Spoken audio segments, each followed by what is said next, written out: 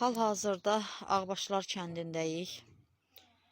Gəlmişdik bugün qəhrəman şəhidlərimizdən olan Abdullayev Cavanşir Poladoğlu'nun ziyarətinə bugün şəhidimizin doğum günü olduğu üçün. Burada şəhidimiz Verdiyev Arzu Ənvəroğlu'nun da məzarını gördük. Özümə borc bildim ki, şəhidimizin məzarını da çəkim, işıqlandırım.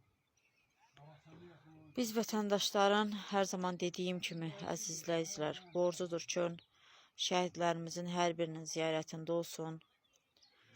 Onları unutmasın, onları, necə deyim, hörmətlə ansın. Bizlərin də borcudur. Əlimizdən, yəni, nə gələ bilər ki, başqa? Nə etsək belə, yenə onlar üçün azdır.